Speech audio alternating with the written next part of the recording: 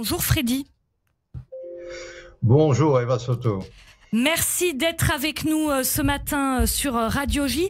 Alors Freddy, vous revenez ce matin sur ces 6 mois après ces terribles attaques du 7 octobre. Est-ce que c'est le moment de faire le bilan?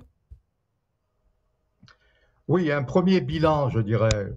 Vous voyez que depuis 6 mois, nous affrontons une guerre d'usure sans issue. Et 604 soldats sont déjà tombés. Cette guerre est unique, la plus complexe et la plus douloureuse depuis notre existence. Elle touche tous les plans, militaires, stratégiques, diplomatiques et économiques. Elle concerne le leadership, la résilience de la nation, la déchirure de la société civile, les manifestations monstres, la communication, l'image d'Israël à l'étranger et nos rapports avec la diaspora juive. Donc nous combattons seuls et sur 3 principaux fronts, à Gaza, à la frontière libanaise et en Cisjordanie. Des dizaines de milliers d'Israéliens ont quitté leur foyer. Et pour la première fois depuis 1948, des centaines de terroristes palestiniens ont franchi la frontière et ont conquis un territoire souverain de l'État d'Israël. On aurait pu éviter cette guerre, car on a négligé la collecte des informations par des agents sur le terrain, c'est-à-dire le renseignement d'origine humaine. La haute technologie de pointe utilisée par les unités du renseignement militaire n'est pas suffisante. Nous nous défendons aussi contre des menaces lointaines. L'Iran est le principal saboteur de la normalisation avec l'Arabie saoudite. C'est l'ennemi numéro 1. Le combat est également contre l'antisémitisme, la délégitimation et la désinformation dans les médias et sur les réseaux sociaux. Donc la guerre contre le Hamas n'a pas atteint tous ses objectifs. Certes, la majorité des structures du pouvoir militaire et administratif de l'organisation islamique a été démantelée, mais la conquête de Rafah demeure suspendue malgré la date que Netanyahou vient de prononcer.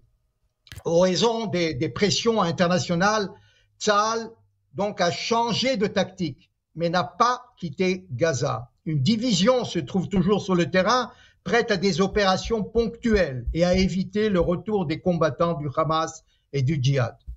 Contrairement au succès militaire, le gouvernement gère mal la guerre. Et sur le plan diplomatique, Israël se trouve de plus en plus isolé. Tout dépendra des manœuvres politiques du gouvernement Netanyahou et surtout de la position américaine. Elle est actuellement focalisée sur l'aide humanitaire, mais elle sera mise à l'épreuve avec l'éventuelle libération des otages ou au moment d'un vote prochain au Conseil de sécurité sur la reconnaissance unilatérale d'un État palestinien. Plusieurs pays européens sont d'ailleurs favorables. La France aussi pourrait joindre cette initiative. Nous avons vu que le président Macron, le roi Abdallah et le président Sisi d'Égypte ont publié une tribune commune dans ce sens. Mais cette initiative est très dangereuse pour Israël. Cette reconnaissance sera une victoire pour les ayatollahs d'Iran et une récompense pour les organisations terroristes islamistes. Il existe d'ailleurs en Israël un consensus sur ce sujet. Il n'est pas question pour l'heure de créer un État palestinien dirigé par des chefs terroristes, sans négociation préalable et sans atteindre la fin de la guerre et un accord sur le statut final. Donc, dans ce contexte explosif, Tsahal n'a pas le choix que de poursuivre le combat contre vents et marées. Pour gagner cette guerre, nous devions enfin nous unir et être solidaires. En cette veille de Pessah, fête de la délivrance, calmons les esprits, redoublons nos efforts pour mettre un terme à nos querelles.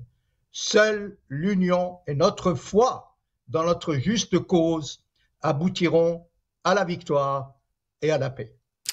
Merci beaucoup Freddy Ethan.